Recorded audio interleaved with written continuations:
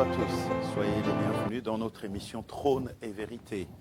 Trône et Vérité où le trône représente l'autorité de Dieu et la vérité qui représente le cœur même de Dieu pour son peuple. Prions le Seigneur. Père, nous te disons merci pour ce temps, ce moment que tu nous accordes encore pour que nous puissions parler ensemble avec ton peuple.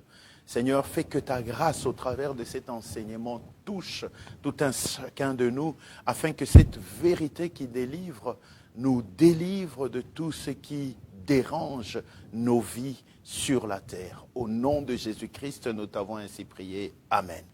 Soyez bénis. Nous sommes ici en train de parler de la vérité qui délivre. La vérité qui délivre parce que nous sommes dans un système où beaucoup de gens sont, comme nous l'avons dit la fois passée, pris au piège de l'ennemi au travers des mensonges qui sont dites et que nous acceptons. D'où notre thème, notre sous-thème de ce soir qui est plutôt le mensonge, les mensonges spirituels tolérés dans l'Église. Un sous-thème très important. Et j'aimerais dire que nous entrons aujourd'hui ici dans une émission plus confrontante où nous confrontons nos réalités de tous les jours. Mais nous restons toujours évangéliques, accessibles et édifiants au travers de nos émissions, car le but n'est pas d'accuser l'Église, le but n'est pas d'accuser ce que l'Église est, mais de purifier notre compréhension au travers de la parole de Dieu.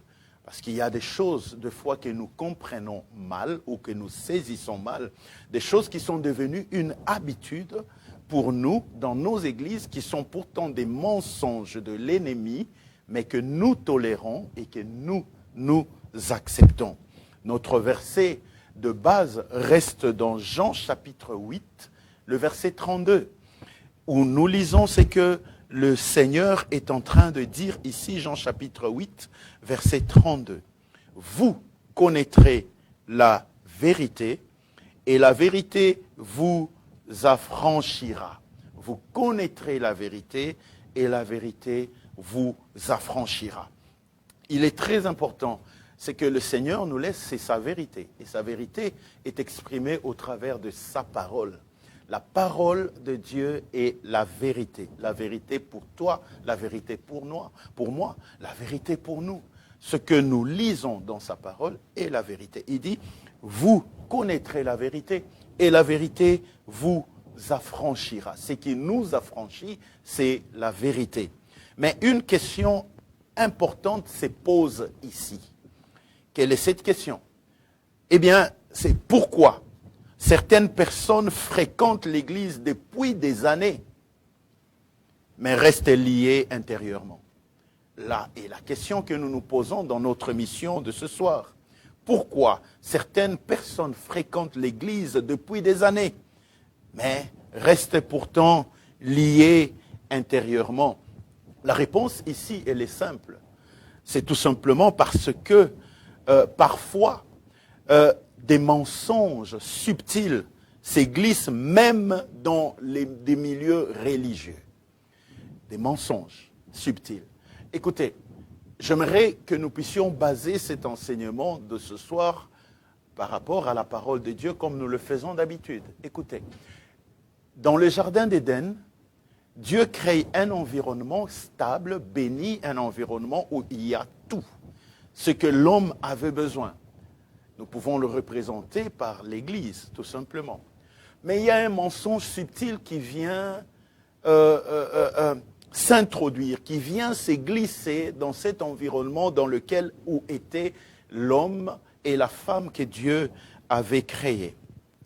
Le diable qui vient et qui pose cette question, elle est une question que nous pouvons penser innocente, mais une question qui a tout son sens dans la suite des choses et dans la compréhension de notre enseignement de ce soir. Dieu a-t-il réellement dit? Dieu a-t-il réellement dit? Le diable pose cette question, pas innocemment, il pose cette question parce qu'il a quelque chose. Il veut glisser dans l'homme un mensonge qui est subtil, mais que l'homme ignore. Écoutez, il dit, Dieu sait que le jour où vous en mangerez, vous deviendrez comme Dieu. La question que nous pouvons encore nous poser ce soir, c'est celle-ci. Lorsque Dieu a créé l'homme, n'a-t-il pas dit « faisons l'homme à notre image et à notre ressemblance » L'homme était déjà à l'image de Dieu et à la ressemblance de Dieu lorsque Dieu l'a créé. Mais le mensonge est venu faire oublier à l'homme qu'il avait déjà en lui la nature de Dieu. Il lui dit « vous deviendrez comme Dieu ». Et l'homme a cherché à devenir Dieu là où il était déjà. Donc, nous devons comprendre que dans le milieu religieux, comme nous disons, certains mensonges subtils sont glissés par l'ennemi pour que nous puissions oublier réellement la nature de ce que Dieu avait fait pour nous. Et cela, c'est dans plusieurs situations de la vie où Dieu peut te dire, tu es guéri. Mais il y a un mensonge subtil qui peut venir s'introduire dans ce que Dieu est en train déjà de faire dans ta vie. Tout ce que tu as acquis, tout ce que tu possèdes de la part de Dieu, tu peux le perdre tout simplement parce qu'il y a un mensonge subtil que l'ennemi est en train de glisser dans le milieu religieux et que nous tolérons alors que nous ne devons pas tolérer certaines choses. Adam ne devait pas tolérer ce mensonge subtil que le diable a glissé dans le jardin d'Éden lorsqu'il devait dominer sur toute chose. Alors, aujourd'hui, nous parlerons dans la généralité de 6 sortes de mensonges qui sont très subtils, mais que nous tolérons dans nos milieux d'église. Et le premier mensonge, c'est lequel? C'est celui qui dit tout simplement, plus tu souffres, plus tu es spirituel. Voyez, ici, beaucoup de gens pensent que si je souffre, c'est que Dieu m'élève. La vie chrétienne, c'est supporter en silence. C'est ce que nous pensons. Un vrai croyant doit toujours souffrir. Des fois, on pense ainsi, c'est un mensonge. Et on entend parfois ce que les gens disent, ce qui s'est dit autour de nous dans nos milieux religieux ou chrétiens. Qu'est-ce qu'on entend? Supporte, c'est ta croix. Qu'est-ce qu'on entend encore? Si c'est difficile, c'est que Dieu te forme. Qu'est-ce qu'on entend encore? Un vrai chrétien ne se plaint pas. Vous voyez, ce sont des choses que nous entendons à longueur des journées. Et ça, c'est le premier mensonge que nous développons ici. Plus tu souffres, plus tu es spirituel. La spiritualité n'est pas quantifiée à ta souffrance. Non, c'est un mensonge.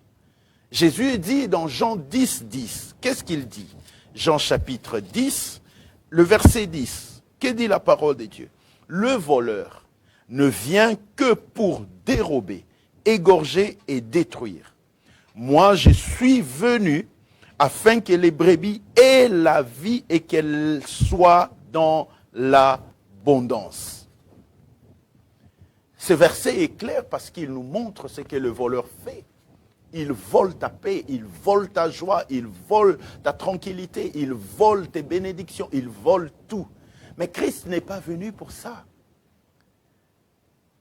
Oui, il y a des épreuves par lesquelles nous pouvons passer. Il y a des combats que nous avons tous les jours dans notre vie.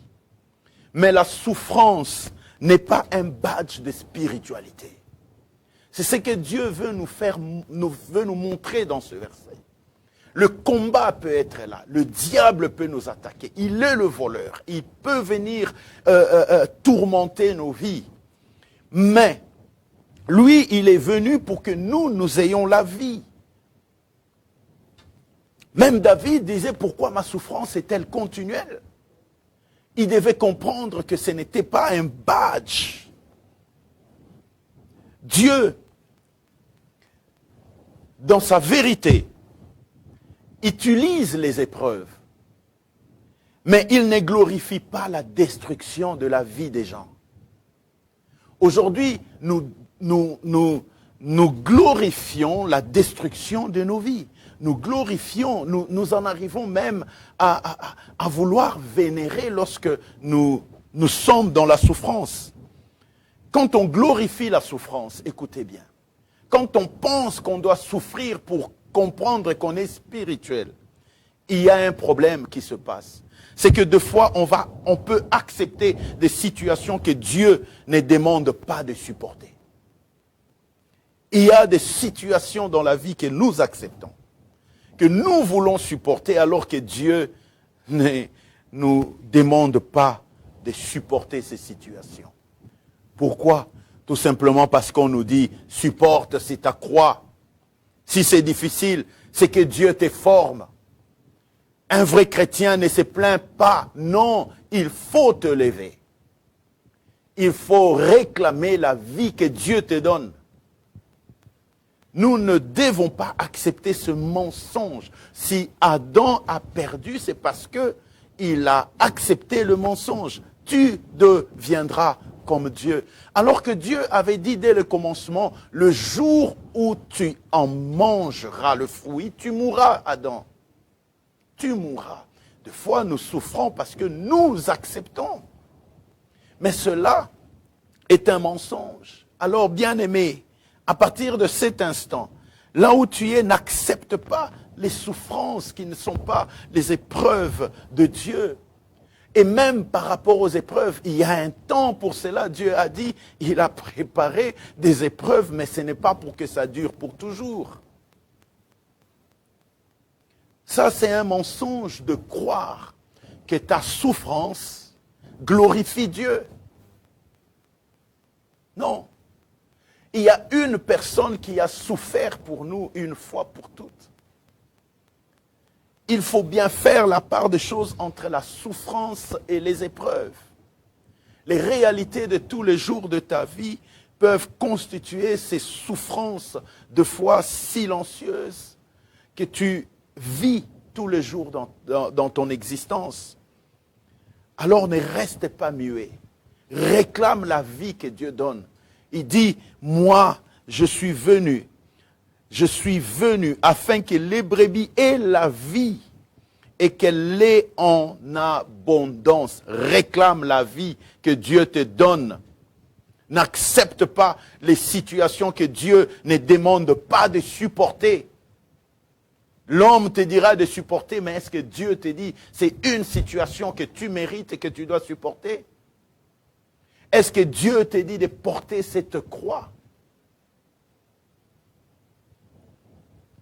Deuxième type de mensonge. C'est lorsqu'on nous fait comprendre que Dieu est contre toi quand tu fais une erreur. Dieu est contre toi. Et on l'entend beaucoup. Les gens vivent dans la culpabilité. Certaines personnes vivent avec cette peur tous les jours de leur vie parce qu'il a commis une erreur. Il s'est dit, j'ai fauté, Dieu m'a abandonné. Et surtout lorsque nous voyons que nous sommes dans une situation difficile, nous nous disons, j'ai échoué, donc je suis disqualifié. Et les commentaires fusent. Les gens commencent, alors tu es hypocrite, tu es un faux chrétien, Dieu va te juger. Vous savez, la culture du monde, c'est d'annuler les gens, de détruire les gens. Mais l'évangile restaure. J'aimerais vous dire que tu commets l'erreur, mais l'évangile va te restaurer.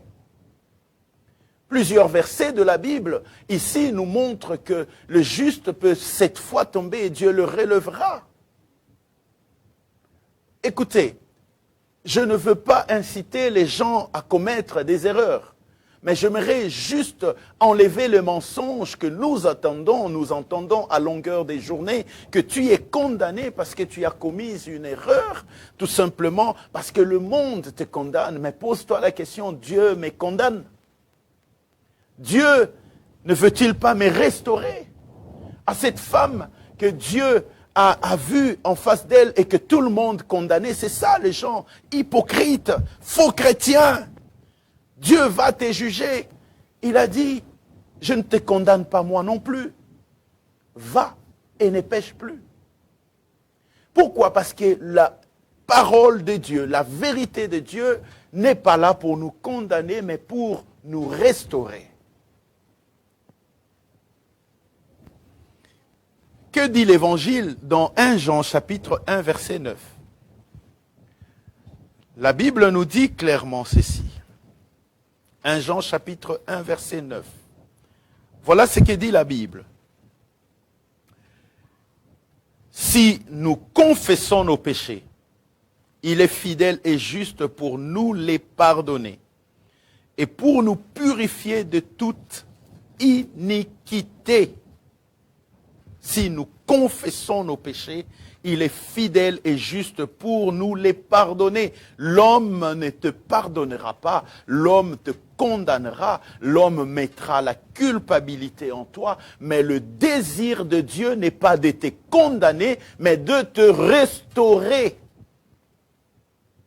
Lorsque tu reviens à lui, de tout ton cœur en disant, Seigneur, j'ai commis une erreur.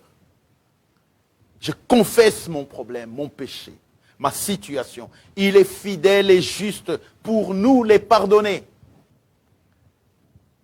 Pourquoi? Parce que la vérité biblique est claire.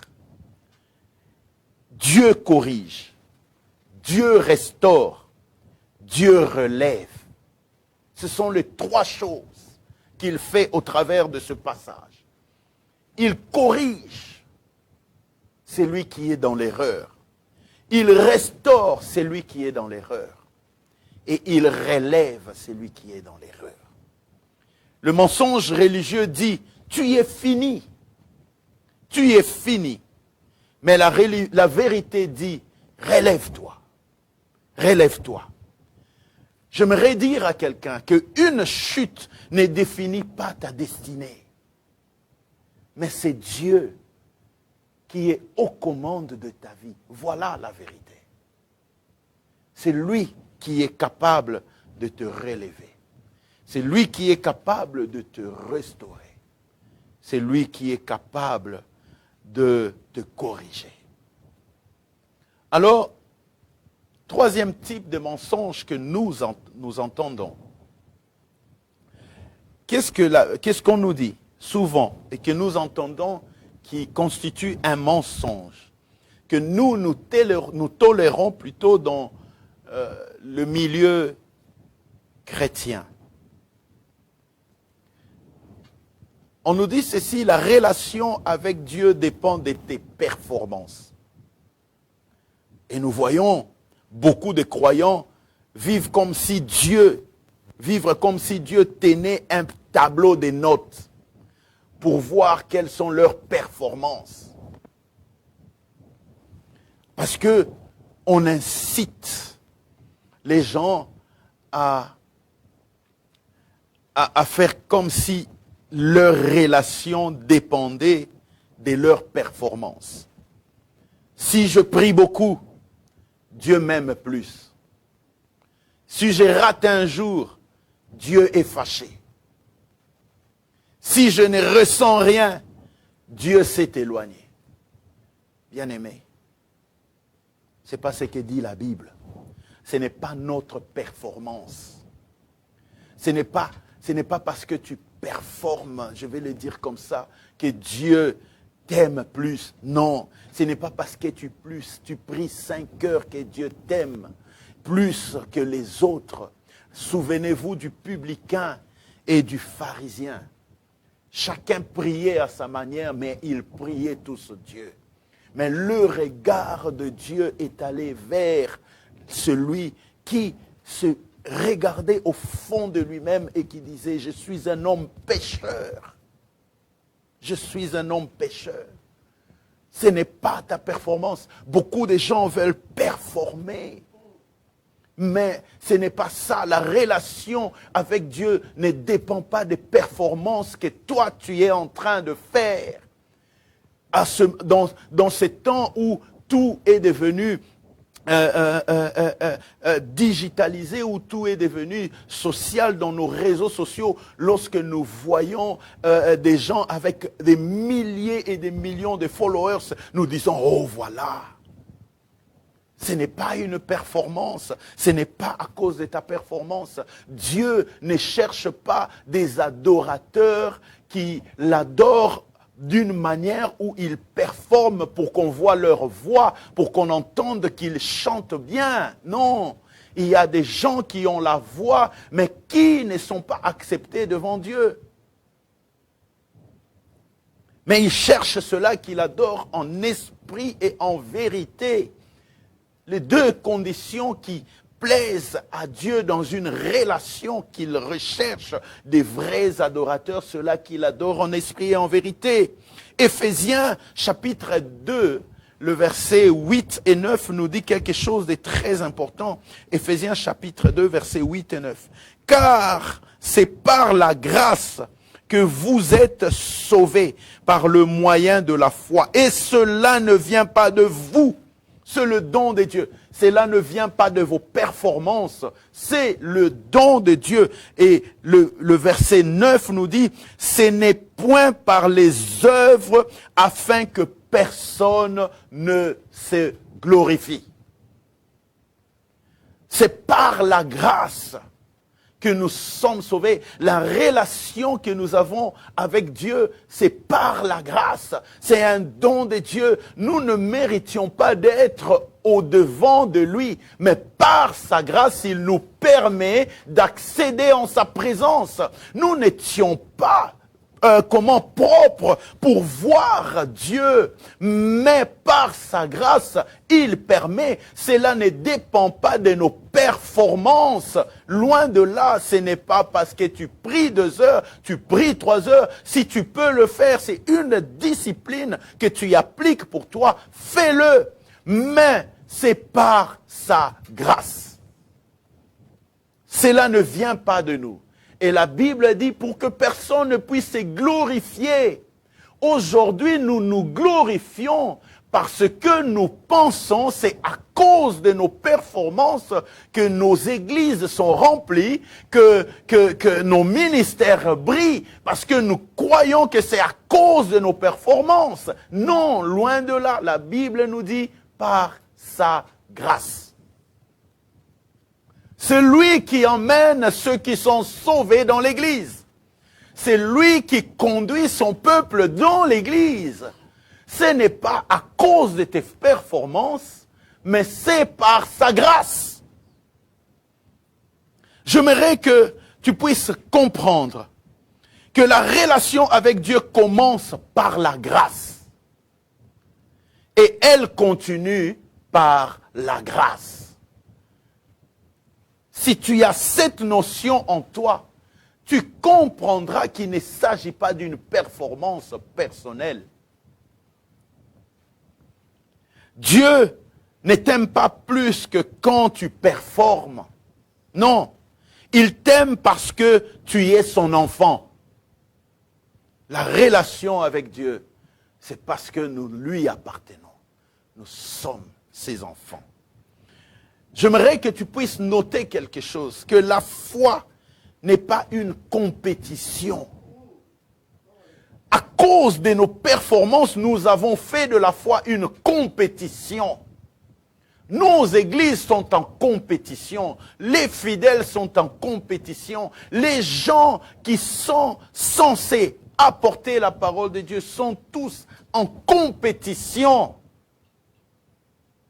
La foi n'est pas une compétition.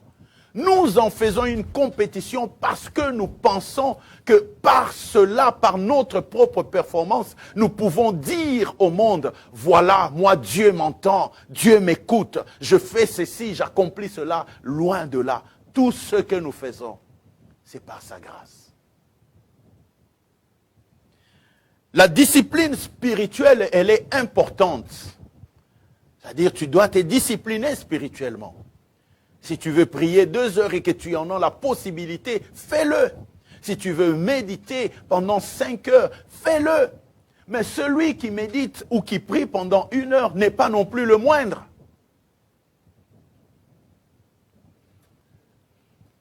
Mais cette discipline spirituelle n'est pas la base de l'amour de Dieu. La base de l'amour de Dieu réside dans le fait que Christ est mort pour nous. C'est la grâce. Donc, c'est un grand mensonge que de penser que la relation avec Dieu dépend de tes performances. Mais nous le tolérons, n'est-ce pas? C'est ce que d'ailleurs nous voulons voir au milieu de nous. Or, c'est un mensonge que l'ennemi a planté au milieu de l'Église. Et malheureusement, nous tombons facilement. Je vous ai dit tantôt, au début, lorsque Adam fut approché par le diable, c'était pour que emmener Adam dans cette dimension des mensonges où il dit, tu peux mieux performer si tu manges de ce fruit. Tu peux devenir excellent si tu manges de ces fruits. Et la Bible dit que l'homme vit que le fruit, que l'arbre était bon à manger ainsi que son fruit. Pourquoi? Parce que ce qu'on lui a présenté était une performance et non pas une relation. Or, il avait la relation avec Dieu, mais lui, il voulait performer. Et le résultat, c'est que la mort est entrée. Bien-aimé, ne reste pas là-dedans. Sors de ce mensonge. 4e type de mensonge ici, ce que nous entendons, c'est qu'il faut être parfait pour s'approcher de Dieu. Nous entendons souvent cela. Il faut être parfait pour s'approcher de Dieu. Et beaucoup attendent d'aller mieux avant de revenir à Dieu. Cela empêche, ce mensonge empêche beaucoup de gens d'approcher Dieu. Bien-aimés, ce n'est pas nous qui sommes venus vers lui, c'est lui qui est venu vers nous. Et il est venu dans un monde des pécheurs. Il est venu pour sauver des gens des mauvaises vies. Et nous entendons à longueur de journée ce mensonge, il faut être parfait pour s'approcher de Dieu.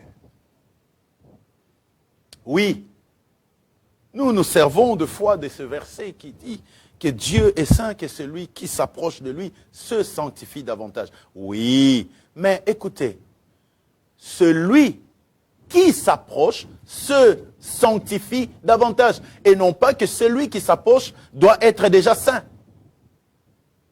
C'est un processus. Nous nous approchons de Dieu et nous acceptons les conditions de Dieu tous les jours de notre vie. Et alors nous entendons les gens qui se disent maintenant, à cause de ces mensonges, quand j'aurai arrêté ça, je reviendrai. Certains disent, quand je serai plus stable, je prierai. Quand je serai digne, je m'approcherai. Mais ici, la vérité est tout simplement inversée. Le livre de Hébreux, chapitre 4, verset 16, nous dit autre chose. Hébreux, chapitre 4, verset 16. Que dit la parole de Dieu? Voilà. Approchons-nous donc avec assurance du trône de la grâce. On parle encore de la grâce. afin d'obtenir miséricorde et de trouver grâce pour être secourus dans nos besoins. Ici, nous comprenons que la vérité est inversée. On ne s'approche pas parce qu'on est parfait. Non.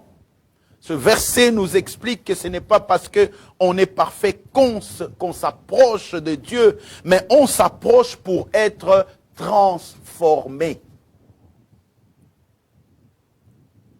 Dieu ne dit pas change puis viens. Ce n'est pas ce que Dieu dit dans ce verset. Il dit viens et je te changerai. Ça c'est ce que Dieu dit. Approchons-nous donc avec assurance du trône de la grâce afin d'obtenir miséricorde et de trouver grâce pour être secourus dans nos besoins. Dieu ne dit pas change puis viens, mais il dit au travers de ces versets, viens et je te changerai. Approchons-nous. Donc c'est un grand mensonge que de penser que pour s'approcher de Dieu, il faut être parfait. Dieu l'a dit lui-même. Il n'y a point de juste. Que tout homme soit connu comme menteur et que Dieu seul soit connu comme étant juste. Il est donc très important pour nous de nous efforcer à nous approcher. J'aimerais dire à quelqu'un qui est dans sa culpabilité, qui pense que Dieu ne l'entend pas, Dieu ne l'écoute pas, qu'il est tellement sale pour s'approcher de Dieu. Voici l'occasion pour toi de pouvoir dire, oui, Dieu m'a appelé pour me changer. Tu ne peux pas te changer toi-même, bien-aimé. Tu n'as aucune capacité, aucune force de changer ton état, ta situation. Et lorsque tu acceptes ces mensonges, tu te mets loin de la grâce de Dieu. Approche-toi, accroche-toi, va vers le Seigneur dans l'état où tu es. Il dit, venez à moi tel que vous êtes. Il n'a pas dit changez et puis venez à moi. Il a dit tel que vous êtes, avec vos fardeaux, avec vos situations, avec tout ce que vous avez. Et moi, j'ai un joug qui est léger et facile à transporter. Il veut prendre notre condition et nous donner sa condition à lui. Il nous appelle à venir tels que nous sommes parce qu'il est le seul qui est capable de nous transformer. Au travers de ce mensonge, le diable t'empêche d'approcher Dieu pour recevoir le secours dont tu as besoin. Voilà pourquoi on dit que tous ces mensonges sont tellement subtils, mais que nous tolérons. Parce que nous pensons que c'est ça, et c'est comme ça, c'est ça la vérité. Or non, ce n'est pas ça la vérité. La vérité est tout autre. Le diable a souvent la capacité de transformer, de changer la nature des choses. Et nous acceptons cela facilement. Bien-aimé, sors de ce mensonge. N'accepte plus ces mensonges. Approche-toi de Dieu. Il est venu pour les pécheurs. Il est venu pour ceux qui ont le cœur brisé. Il est venu pour tous ceux qui sont rejetés. Il est venu pour tous les condamnés. Ceux-là même que nous négligeons, que nous n'aimons pas à cause de leur état, c'est ceux pour qui Dieu est venu. Donc approche-toi. Là où on avait peur des lépreux, lui, il n'en avait pas peur. Il s'avançait, il les purifiait. Parce que c'est lui qui peut transformer. C'est lui qui peut changer. Alors on n'accepte plus ce mensonge, bien-aimé. Fuis ce mensonge. Ne l'accepte plus. Alors, le mensonge numéro 5 ici. Ce que nous entendons souvent, c'est qu'il faut être fort en permanence. Oh, être fort en permanence. Tout le temps être fort. Et nous voyons le monde actuel, la culture actuelle valorise certaines choses. Qu'est-ce que le monde actuel valorise? La réussite, la force, l'image maîtrisée, la stabilité permanente. Même à l'église, certains pensent comme cela. Mais ils vont plus loin en disant ceci. Qu'est-ce que nous pensons dans nos églises de foi? Et nous disons, un vrai croyant ne déprime pas. Il n'y a pas de ça. Un homme de Dieu ne doute jamais. Une femme de foi ne traverse pas d'angoisse. Ce sont juste quelques exemples que je cite de ce que nous entendons dans le milieu chrétien. Mais la vérité est plus humaine. Nous n'irons pas loin. Prenons le livre de Hébreux chapitre 4, le verset 15. Qu'est-ce qu'il dit? Hébreux chapitre 4, verset 15. Car nous n'avons pas un souverain sacrificateur qui ne puisse compatir à nos faiblesses. Au contraire, il a été tenté comme nous en toutes choses sans commettre de péché. Ah, il est très important. Donc, nous avons un souverain sacrificateur qui ne puisse compatir à nos faiblesses. Il parle des faiblesses. Et il compatit. Et on dit qu'il a lui-même été tenté de la même manière que nous le sommes. En toutes choses. Même Jésus a connu l'angoisse à Gethsémane. La Bible dit, à cause de cela, sa sueur devient même et transformée comme du sang, des grumeaux de sang. Il a connu l'angoisse. Élie a connu l'angoisse. Et il a fui une simple femme. Beaucoup. Abraham, avant d'entrer en Égypte, a connu l'angoisse. Il a eu peur qu'on puisse le tuer. Bien-aimé, la tentation n'est pas un échec. Mais céder à la tentation est un choix. Christ a été tenté. Nous le voyons dans le livre de Matthieu, dans les évangiles, au chapitre 4. Qu'il a été emmené dans le désert et il fut tenté par le diable. Mais céder, c'est un choix. Il n'a pas voulu céder, contrairement à Adam. Adam a été tenté, mais il a cédé. Une personne peut traverser des moments difficiles, des périodes de fatigue émotionnelle. Des fois, à cause de cela, nous la condamnons. Nous la faisons se sentir coupable de ne pas être assez spirituelle. Je donne un exemple. Lorsque même un pasteur, un homme de Dieu, un chrétien, perd un être cher, nous interdisons même à ces personnes de pleurer. Pourquoi? Parce que nous disons, sois fort. Tu n'as pas le droit de pleurer. Nous pensons que nous devons être forts en permanence. Mais la vérité dit, la faiblesse n'est pas l'absence de foi. Mais c'est un espace où la grâce agit. J'aimerais que nous puissions comprendre ces choses, bien-aimés.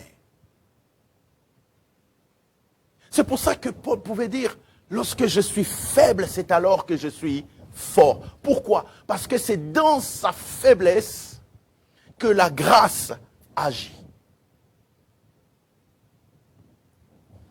Lorsque nous suivons le parcours des patriarches dans la Bible, nous verrons qu'à un moment donné, ils étaient faibles.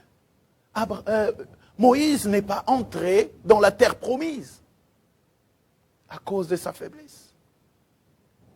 Est-ce que vous comprenez? Pierre, qui a marché avec Jésus, est retourné pécher à cause de sa faiblesse. Et le même Pierre, à cause de sa faiblesse, a renié Christ 3 fois.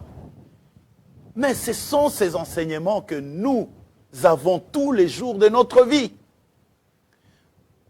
le mensonge qui est subtil dans nos églises, c'est que tu dois être fort en permanence. Nous ne mettons même pas la place de comprendre l'humain que nous sommes, qui a été créé avec des sentiments et des faiblesses.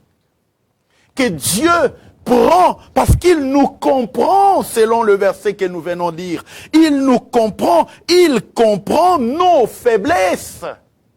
Et puisqu'il comprend nos faiblesses, au contraire, il a lui-même été tenté. Il dit, tu dois faire un choix. Alléluia. Refusons, bien-aimés, refusons de tout cœur. Refusons ces genres de mensonges.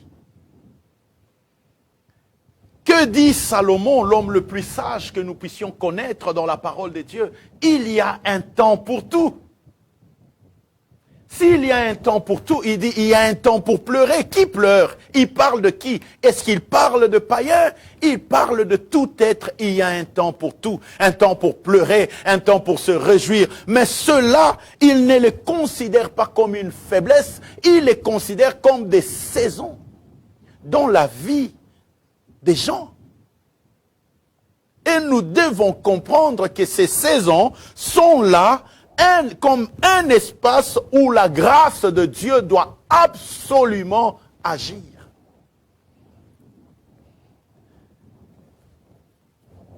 Alléluia. Alors le 6e mensonge que nous allons voir ce soir. Ce que nous entendons souvent, qu'on nous dit, la foi supprime tout combat. C'est ce que nous entendons. Et certaines personnes pensent que si j'ai vraiment la foi, je n'aurai plus de luttes. Voilà pourquoi les gens sont souvent déçus lorsqu'ils viennent dans nos églises. Si je suis encore tenté, c'est que je ne suis pas spirituel. Ce sont des mensonges que nous entendons. Et dans ce monde où tout va si rapidement, qu'est-ce que nous voulons? Nous voulons qu'il y ait des réponses immédiates, des miracles instantanés, des solutions rapides.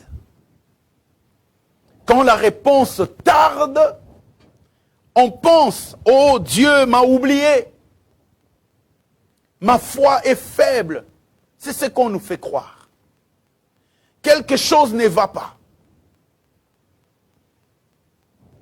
C'est ce que nous pensons. C'est ce qu'on nous fait croire. C'est ce qu'on nous dit à longueur de journée. Mais la Bible montre autre chose. Même Abraham a attendu des années pour avoir un fils. Même Joseph a attendu. Il est passé même par la case prison. Après avoir été jeté, vendu par ses frères. Il a attendu que ce que Dieu lui avait promis puisse s'accomplir. David a attendu. Voyez, je me rappelle de ce que Dieu dit. C'est une prophétie dont le temps est déjà fixé. Si elle tarde. Voyez, c'est conditionnel. Le si est conditionnel. Si elle tarde, donc cela veut dire que la prophétie peut venir maintenant, elle peut s'accomplir maintenant, mais elle peut aussi tarder. Donc Dieu, c'est Dieu qui l'a dit. Si elle tarde, attends. Pourquoi attendre? Parce que certainement elle s'accomplira. Pourquoi? Parce que Dieu n'aimant jamais. La foi ne supprime pas le combat. La foi, ce n'est pas une formule magique, non. Beaucoup de gens ont considéré la foi comme étant une formule magique. Parce que nous le voyons. Mais la foi, c'est une confiance durable. Une confiance qui dure. La foi, elle ne supprime pas le combat. Elle donne la force de le traverser. Voilà ce qu'est la foi. Nous devons comprendre que Dieu soutient ses enfants. Il soutient sa parole pour l'accomplir. Alors, posons-nous maintenant la question. Pourquoi ces mensonges sont-ils si dangereux? Ces mensonges sont dangereux parce qu'ils produisent, premièrement, de la culpabilité chronique. Tu seras. Cela veut dire que nous allons arriver à une génération spirituelle qui est même fatiguée. Très fatiguée des choses de Dieu. Ça, c'est la première des choses. La deuxième des choses, parce que ils produisent une foi qui est fragile. Et cela produit ce qu'on appelle des croyants ou des chrétiens anxieux. Parce que c'est une foi qui est fragile.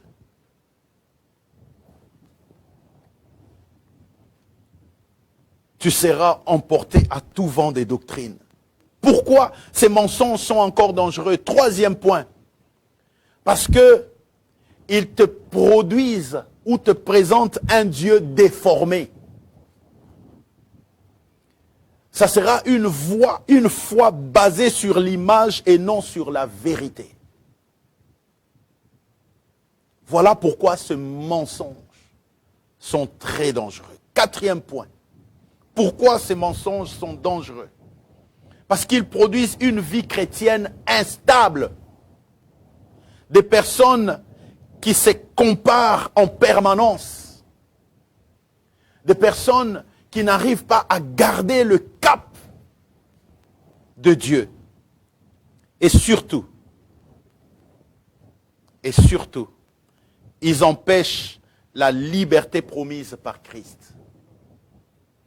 Vous connaîtrez la vérité et la vérité vous affranchira. Pour être affranchi, la vérité doit chasser le mensonge. Et cette vérité demeure la parole de Dieu.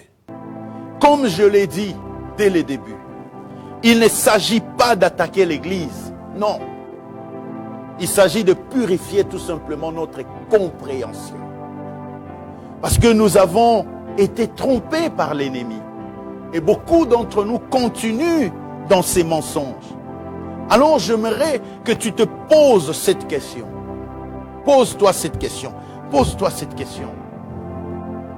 Est-ce que ma vision de Dieu est biblique?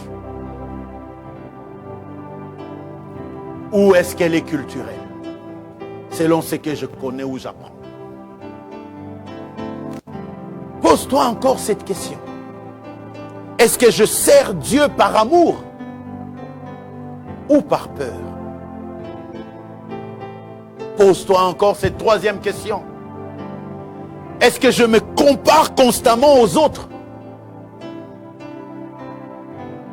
J'aimerais vous dire que la vérité ne détruit pas l'Église. Non. La vérité ne peut pas et en aucun cas détruire l'Église. Une Église ne peut pas être détruite à cause de la vérité, sinon elle n'est pas une Église de Dieu. Mais la vérité corrige sans humilier. Elle éclaire sans écraser. Elle rend l'Église plus forte. La Bible dit que l'Église est la colonne et l'appui pour la vérité. Ou plutôt de la vérité. Donc la vérité ne peut pas détruire l'Église. Nous devons comprendre ces choses. On peut être dans un environnement religieux et croire des choses fausses sur Dieu. Mais la vérité de Christ restaure une foi saine. Dieu nous emmène dans une foi saine, dans une foi équilibrée et dans une foi qui est vivante. Dieu nous veut et il veut que nous puissions sortir du mensonge. Voilà ce que nous avions à partager ce soir, tout simplement parce que il y a des mensonges spirituels que nous tolérons dans nos églises, mais que Dieu n'aime pas. Et que Dieu veut purifier ta compréhension pour que tu sortes de ce poids. Alors j'aimerais pour finir prier avec toi, afin que Dieu te fasse du bien et que Dieu restaure, que Dieu te reprenne de là où tu es, que Dieu puisse t'emmener dans une foi saine, équilibrée et vivante. Alors tu feras cette prière pour être libéré des mensonges religieux ensemble avec moi. Alors là où tu élèves juste ta main et dis, Seigneur, s'il y a en moi des idées fausses sur toi, expose-les par ta lumière. Corrige mon image de toi. Libère-moi d'une religion sans vie. Et conduis-moi dans une relation vraie avec Jésus-Christ. Amen. Alors que Dieu vous fasse du bien, qu'il bénisse cette parole dans nos cœurs. J'aimerais signaler que notre émission prochaine sera sur la vérité qui confronte avant de libérer. Bien-aimés, ne manque pas. Il est très important que nous puissions vraiment parler de la vérité qui délivre. Et tu comprendras peut-être pourquoi tu es dans cette situation dans laquelle tu es. Que Dieu te bénisse et te fasse du bien. Et je te dis à la prochaine. Sois béni au nom de Jésus.